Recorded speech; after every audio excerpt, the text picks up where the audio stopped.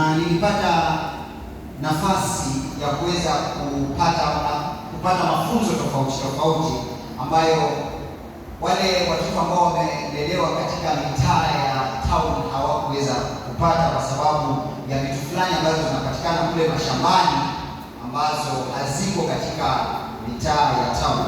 Kwa hivyo unatembea kule huku kupata mapera, avocado rahisi, lazima uende sokoni. Lakini kule nyumbani unajua unazifuga. Huku ndio tumeanza kufuga hivi karibuni. Lakini nakumbuka story moja, nilikuwa niko katika class 7. Grade school hizi naonaita grade. Sisi tulikuwa tunaita standard. Hiyo STD pale.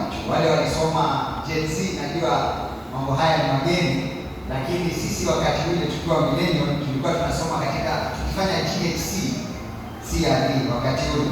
So nilikuwa katika class 7, nyanyangu alifanikiwa kuwa na kuku wengi zaidi ambao walikuwa ni kuku kama kuna kuku mmoja ambaye aliagua faranga zaidi ya 25 na mwingine pia akagua 15. Sasa kwa hivyo tulikuwa kule nyumbani tukawa na faranga na kuku wengi kwa sababu ya ile kuagua ambayo ilikuwa imefanyika wakati ule. Na wao walikuwa nyanyangu na sisi tunawapenda sana kwa sababu wao walikuwa wanazunguka kule mtaani wanakula, alafu wakija wameshiba, alafu asubuhi ndio mnapatia ile malondo ile ambayo ilikuwa imepikwa kwenye unajua wakati wetu ule. Siku hizi ndio nimegundua hamna malondo sana yale strong kwa sababu ya huu unga ambao tunaanza kununua dukani. Ndio ule unga ambao wasikia kwa kule nyumbani utapata kuna layer fulani ambao kama haujaila ile rondo utapata likiwa na maji na yale ambayo yalikuwa ni ngumu kidogo kutoa. Sasa ukiweka maji asubuhi ukiamka yatakuwa yamekuwa rahisi. Sasa utakuwa unatoa kumwagia kuku pale kidogo. Sasa kuku hao wakakuwa vizuri, wakakuwa wanono, lakini bahati mbaya wanyanyama. Lakini bahati nzuri kwetu kwa sababu kuku hao sisi tulikuwa tunaambiwa tutauzwa, alafu Christmas ndio labda chinja mmoja kwa sababu ya hali ngumu ya kiuchumi iliyokuwa kule nyumbani. Niliposa nimekuja nama yake, lakini atatumika baadaye. Sasa siku moja hao kuku karibu 35 walipata shida ya kideri na wakaanza kuugua. Sasa kidogo hivi wanakohoa, kidogo wanakufa. Sasa kila siku kuna kuku aliyekuwa yoaga kila siku. Sasa baada ya wiki moja kuku wote 35 walikuwa wameenda. Sasa sisi tukasema hapa hamna kuku inayotupwa. Hapa sisi na nyama ya kuku ni sisi. Sasa kwetu ilikuwa ni furaha sana kwa sababu kila siku tutala nini? Nyama ya kuku. Lakini kitu ambacho kilikunyanyama ni kwamba sisi tutala nyama ya kuku, lakini anaangalia vile ambavyo hasara ameipoteza. Lakini nakumbuka kuna kitu kilitusaidia sana, chumvi. Sasa wakati ule kwa sababu tulikuwa na fridge kule kwetu, ilikuwa tunachinja. Kulikuwa na ndugu yangu sasa angepata hata angesoma kidogo tu akapata ile kakamu fulani, angesoma kidogo akafika pale university, najua angekuwa upasuaji mzuri kwa sababu bila mtu kwa kupasua ile kuku alikuwa anapasua kimstadi kweli. Unajua kuna kitu fulani kwenye kuku kikiingia ndani ya kuku basi ndio hivyo kuwa ni kikali, sio kama za huko ziko nayo zile broiler bado ziko na hiyo. Unajua kuna zile broiler na ile ya kienyeji. Sasa kuna kitu fulani kikipasuka ndio kinaharibu ile ladha ile. Sasa tulikuwa tunatoa vizuri, tunatoa kile kitu, alafu tunachukua hii chumvi twaiweka pale kwenye moto, alafu twaiweka vizuri, twaiwekelea chumvi, alafu inakauka vizuri. Tukasukuma miezi kama 1.5 mpaka nikachoka kula hiyo kuku. Nikasema forever in my life sitaki kula kuku, yani kwa sasa ndio ilikuwa kwa muda tu, kwa sababu kila asubuhi ukiamka uko na kipande, kila jioni uko na kipande. Lakini nikagundua kulikuwepo na kitu kilifanya kuku hao wakakaa zaidi ya 1.5 na hao kuharibika. Ilikuwa ni chumvi ambayo tulikuwa tunaiwekea na asubuhi unaekelea kwenye moto na iliweza kuiweka vizuri zaidi. Na ndiposa leo tunakuja kuongea kuhusu kuwa chumvi katika dunia isiyo na ladha. Na nikaanza kujiuliza, mbona Yesu Kristo akasema nyinyi ni chumvi? Mbona hakusema nyinyi ni sukari? Mbona alisema nyinyi ni chumvi? Nikaanza kujiuliza maswali, kwa sababu Yesu Kristo akisema kitu ana maana fulani ambayo anataka sisi tupate. Katika Biblia ama katika kusoma Biblia, wanatheolojia wanakwambia kuna kitu ambacho tunaita first mention. First mention ni wakati ambapo kitu hicho kilitajwa mara ya kwanza katika Biblia, na kitu hicho kinatupa kuelewa zaidi maana kamili ambayo neno la Mungu linatueleza wakati ambapo tunasoma Biblia kutoka kwa kipande kimoja hadi kingine. Na katika Biblia pahali ambapo tunapata neno chumvi ama likitumika rasmi katika mambo ya kimungu, tunaipata katika kitabu cha wale wa Biblia ya Kiingereza ni Leviticus chapter 2 verse 13, na wale walioko kwenye kitabu cha Kiswahili ama kitabu cha Kiswahili wacha tusome mambo ni Malawi 2, Walawi 2 kuanzia pale 13. So nitasoma kwa Kiingereza na pia nitasoma kwa lugha ya Kiswahili ili tuweze kuelewa vizuri zaidi. Kwa hivyo kwa Kiingereza inasema hivi katika NIV, New International Version, inasema hivi: season your grain offering with salt. Do not leave the salt of the covenant of God out of the grain offering. Add salt to all your offering. Katika Kiswahili inasema hivi: koleza sadaka zako zote na nafaka ya chumvi. Usiache kuweka chumvi ya agano la Mungu wako katika sadaka zako za nafaka. Weka chumvi kwenye sadaka zako zote. Hapa ilikuwa ni wakati ambapo katika utangulizi wa Biblia ukisoma, tulikuwa tunatoa sacrifice ya dhabihu pale kwa sadaka kwa Mungu, na sasa Mungu alikuwa anasisitiza tusiweze kuacha kuweka chumvi katika sadaka hizo. Na sasa katika Agano Jipya wanajua kwamba nyinyi ndiyo sadaka iliyo hai. Ndiposa anaongea katika Warumi 12, tutaweza kusoma kifungu hicho 12:1 inasema kwamba zitoeni miili zenu kama dhabihu iliyo hai, kwa sababu katika Kristo nyinyi sasa ndiyo dhabihu. Ndiposa Yesu alikuwa anasema nyinyi ni sipini, nyinyi ni chumvi ya ulimwengu. Kwa hivyo nilipopata ufunuo huo, nikaona kwamba kuna agano fulani ambalo lilikuwa ni agano la chumvi, ambalo Kristo na Mungu alikuwa ameziweka wakati wa Biblia ama wakati wa agano hilo pamoja na Wanaisraeli, ambao sasa kwa sisi tunasema ni pamoja na Wakristo. Alafu nikaangalia pale kwingine neno chumvi lilipotumika, ama pale fulani ambapo tunaona chumvi ikifanya kitendo cha kubadilisha maisha fulani, ndiposa Yesu Kristo akatumia neno hili. Tutaenda katika andiko letu ambalo lilikuwa ni andiko letu la kwanza. Tutaenda kwa Wafalme wa Pili. Tutasoma Wafalme wa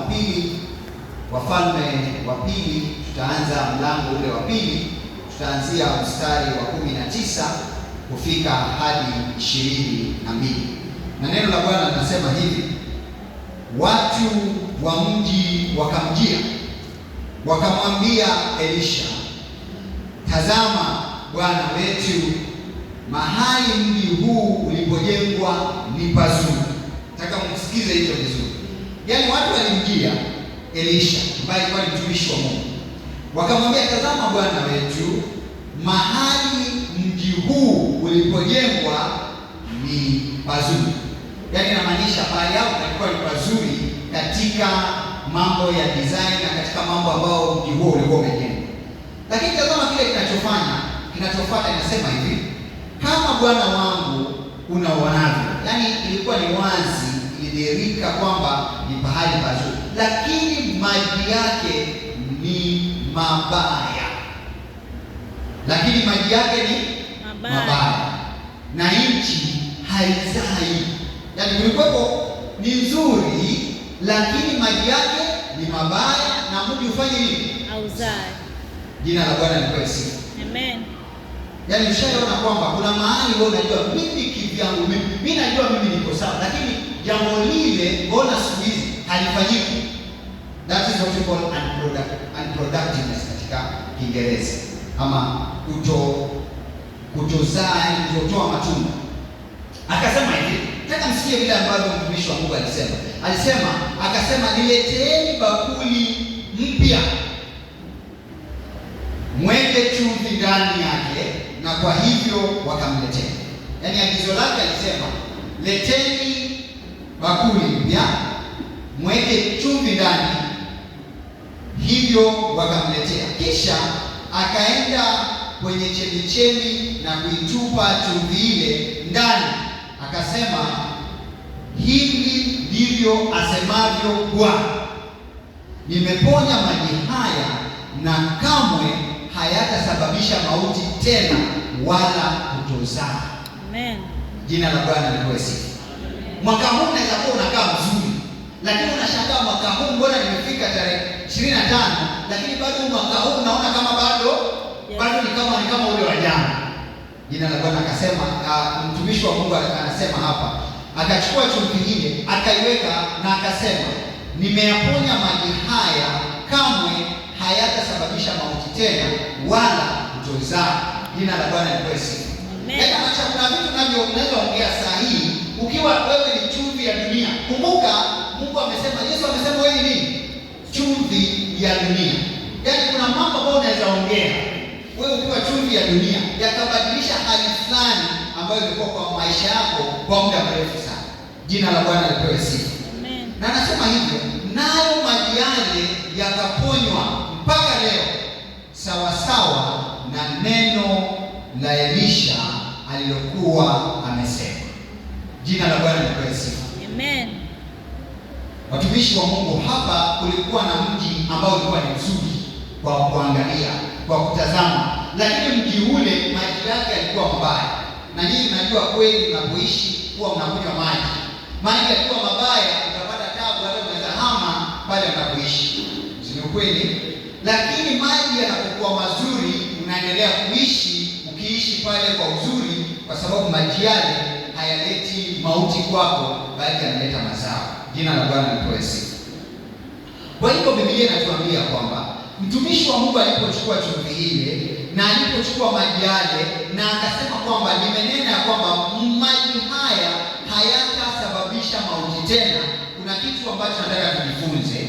Kwa nini Yesu Kristo alikuja akasema sasa sisi ni chumvi ya dunia? Kwa sababu kuna mambo yanayofanyika duniani ambayo tunaona mtumishi wa Mungu Elisha alitumia chumvi. Yaani wakati ule agano hili ambao Mungu hakuwa ameleta bado, agano jipya. Saa hii Mungu ametuambia sisi ni nini?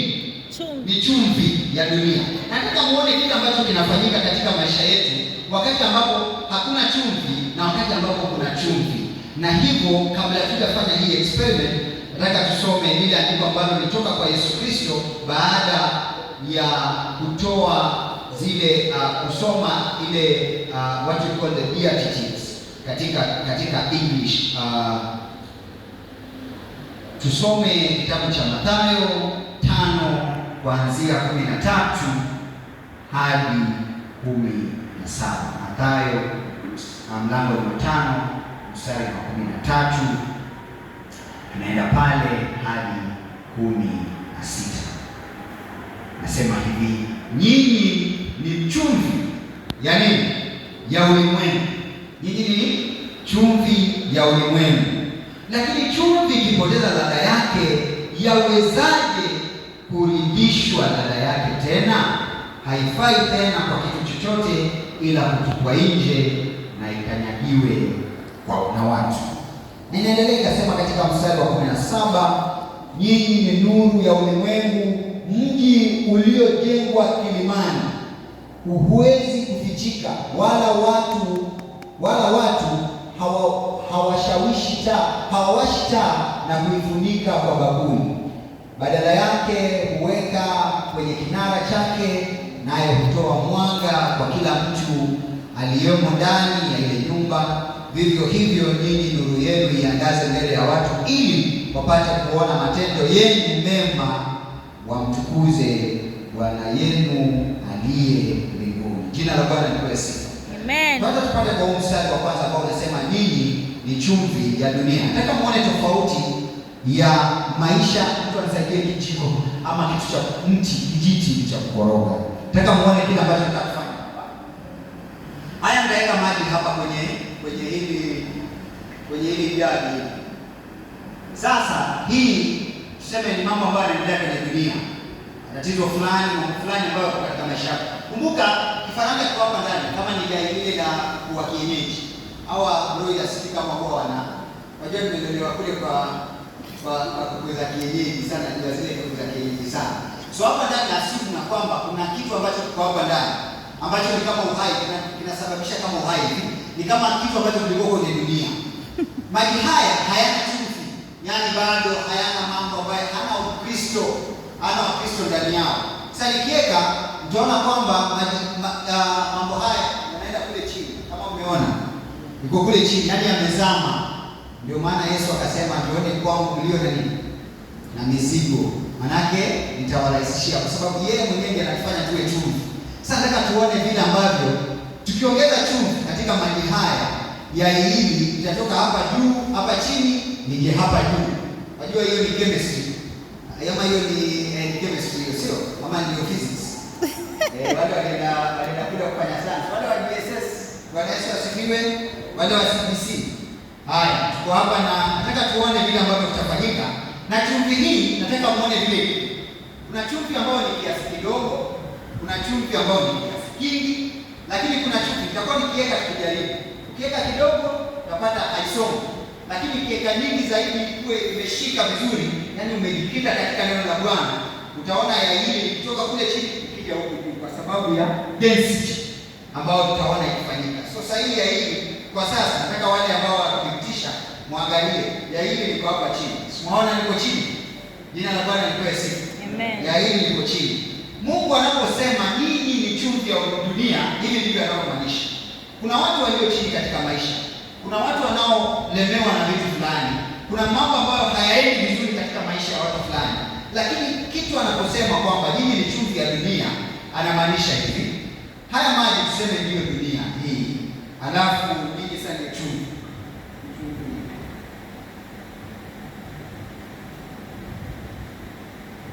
Naeka chumvi hapa ndani. Naeka kidogo ili kuonyesha fulani hapa ambacho ni muhimu sana niweze kuelewa.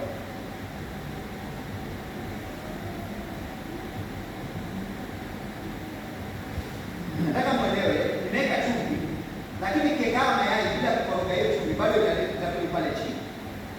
Itarudi pale chini kwa sababu gani? Wewe ni chumvi lakini bado haujaweza kusambaza ile chumvi yako katika dunia. Watu wakaanza kuona kule mambo ya Kristo ambayo tutakuwa tunayaangalia. Lakini ukiwa chumvi ambayo uko chumvi ambayo umekolea katika neno la Bwana vizuri na umekaa katika Kristo na Kristo amekutambua wewe kweli kama chumvi ya dunia na ukakuwa chumvi kweli, chumvi yenyewe ya dunia hivi. Tuweke vizuri chumvi ishie vizuri hapa. Na haya maji ukiyaona utajua kweli yana chumvi kweli hapa. Unaona? Koroge vizuri kabisa. Koroge vizuri kwa sababu si chumvi ya dunia. Kwa hivyo ile kazi ambayo tunafanya sasa katika dunia, ile kazi ya Mungu tunaifanya katika dunia vizuri. Hivyo shakoroga hivyo, tuweke hii yai hapa. Turegeshe hii yai hapa. Waona hii yai imerudi juu. Sio kama mnaona. Hili yai haliko hapa tena, liko hapa juu. Sasa hili liko hapa na nionea hapa. Haliko hapa chini tena. Yaani limetoka hapa ndio hili. Ndio hili hapa juu. So nikiendelea kuweka hii chumvi utapata kwamba hii yai itakuwa liko juu kabisa. Biblia inatuambia hivi, ama Yesu Kristo anatuambia hivi, ya kwamba sisi ni chumvi ya dunia, kwa sababu wakati ambapo unakuwa chumvi, zile vitu ambazo zilikuwa ni nzito, zile vitu ambazo ulikuwa hauwezi, Yesu Kristo kwa sababu uko ndani yake anasema kaeni ndani yangu nami wapi? Ndani yenu. Ukiangalia hii chumvi imeingia ndani ya maji. Yaani imedissolve. Yaani tukiwa ndani ya Kristo, alafu sasa sisi tutakuwa na high density, Tukiwa na hiyo hydrogen katika Kristo inatusaidia sasa kuinua zile vitu ambazo zilikuwa zinatulemea chini, zilikuwa zinalemea katika hii dunia. Jina la Bwana lipewe sifa. Amen. So kwa hiyo Mungu anaposema ama Yesu Kristo anaposema sisi ni chumvi ya ulimwengu, chenye namaanisha ni kwamba kuna kitu kilichoko ndani yako ambacho wewe ukikitoa vizuri katika Yesu Kristo utapata zile vitu ambazo zilikuwa ni matatizo kwako hazikusumbui tena, kwa sababu Yesu ndiye anayekupigania. Jina la Bwana lipewe sifa.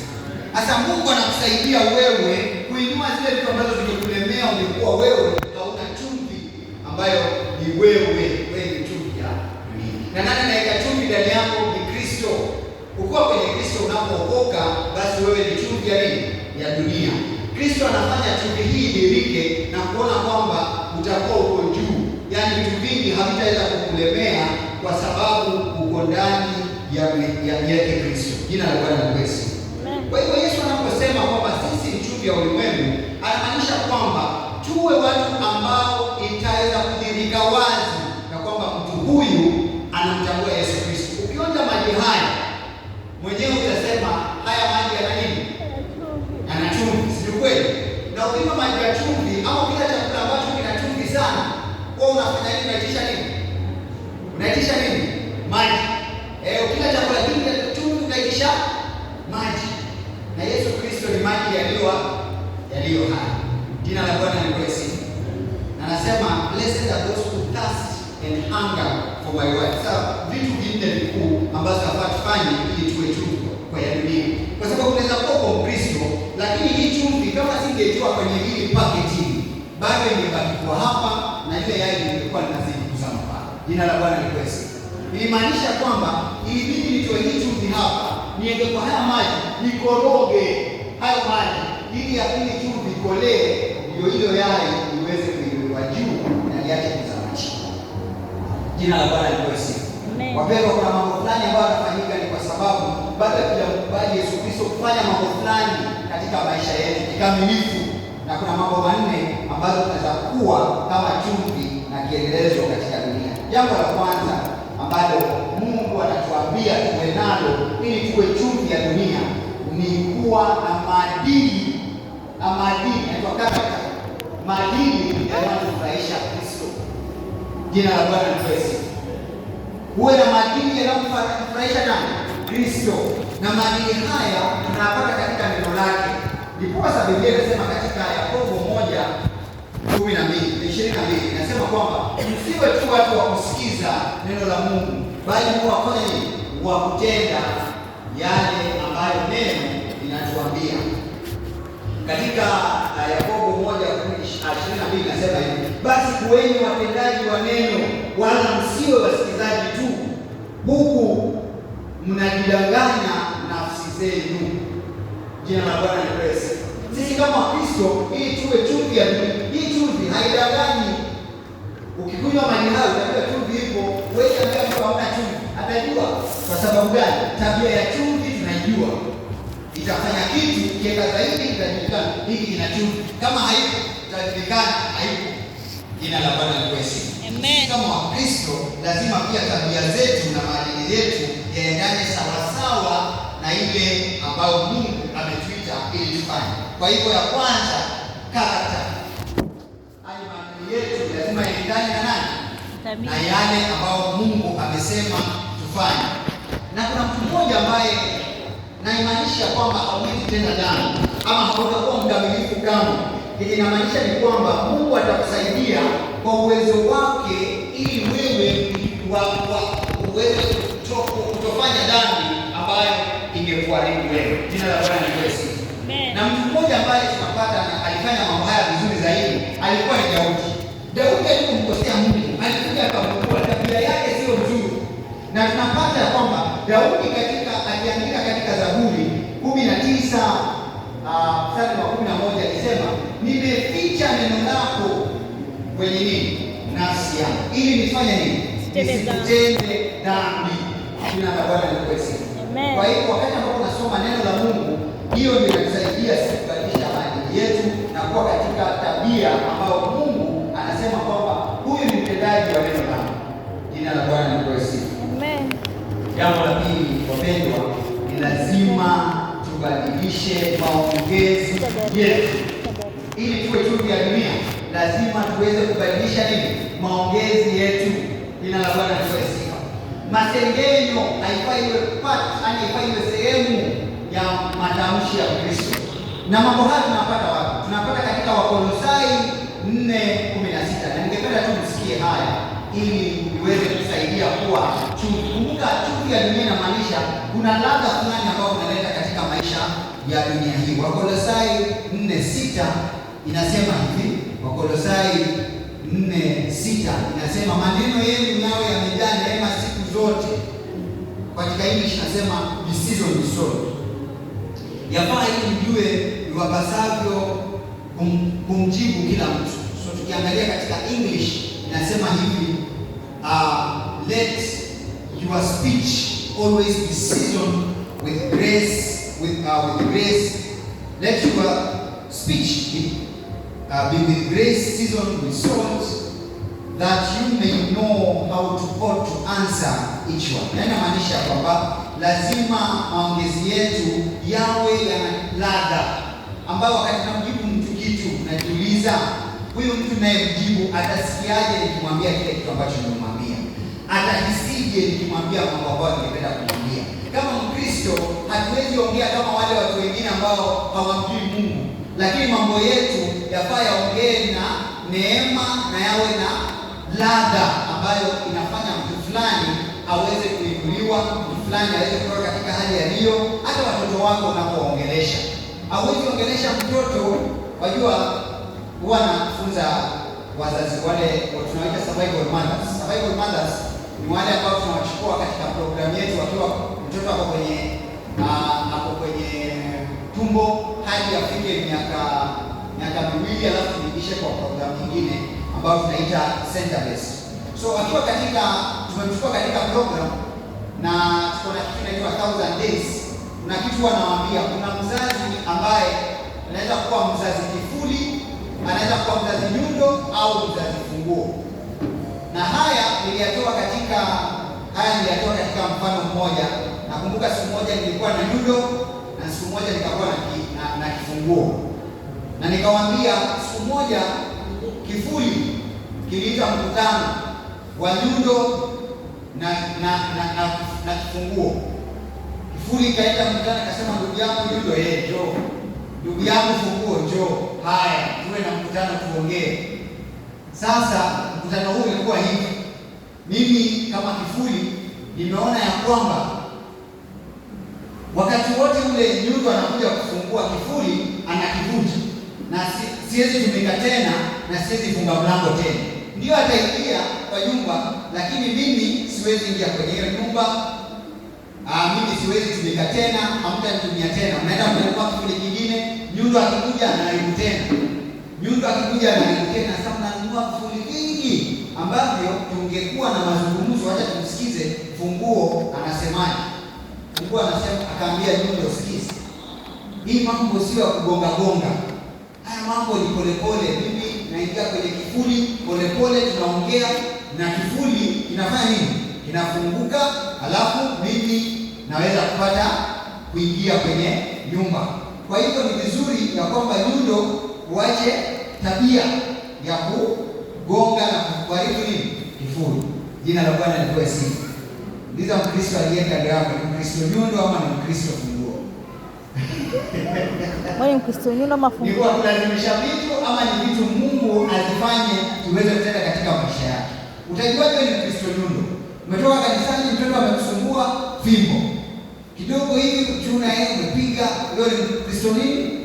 Nyundo.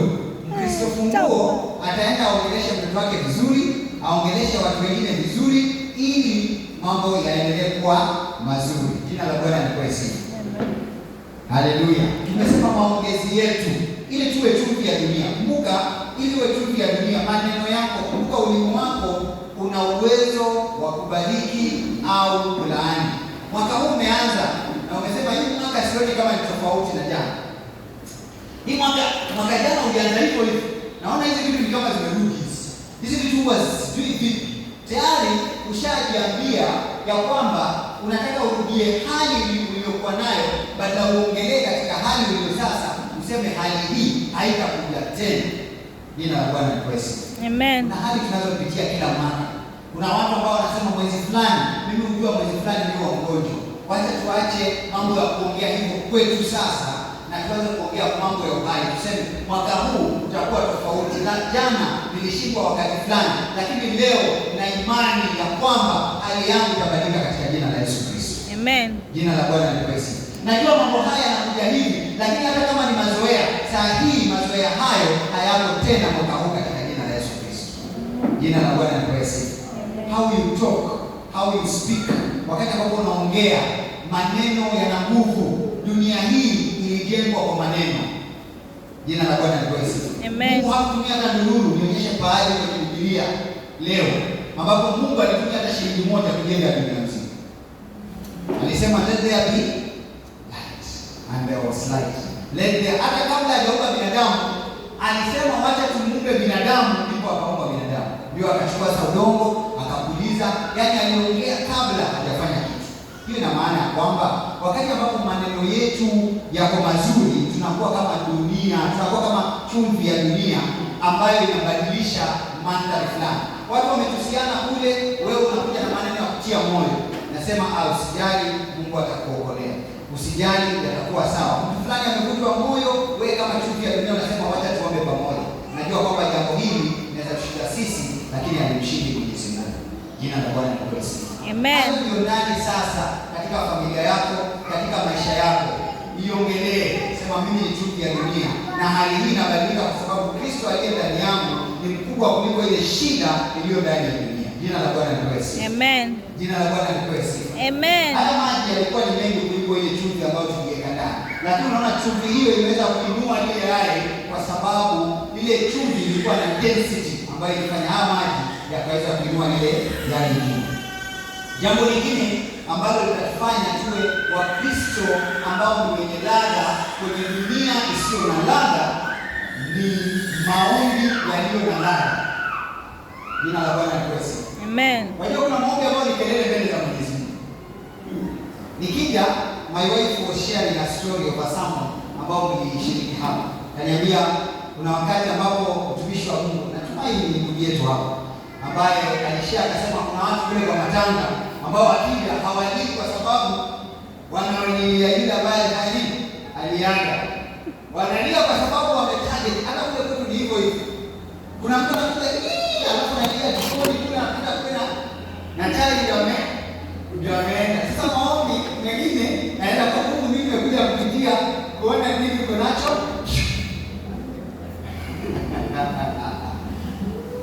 Bwana Yesu asifiwe.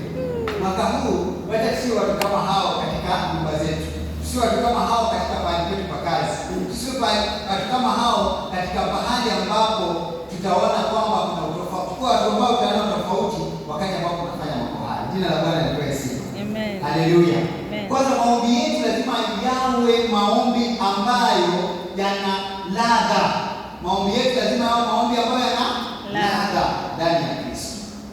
Jina la Bwana lipewe sifa. Amen. Na nikapata kumbe Kristo alirudia akasema, hii chumvi ambayo iko ndani yenu kila wakati. Hata tusome Marko mtakatifu. Mimi nilikuwa nadhani inapatikana pale kwa Matthew 5:13 to 15. Lakini nikapata pia katika Marko Yesu Kristo alirudia mambo haya na akasisitiza hata sana katika maombi, na tunaangalia hapo katika Marko 9 ukisoma mstari wa 49 hadi 50, tunaona kwamba Yesu anasema mambo haya. Kila mmoja atatiwa chumvi kwa moto.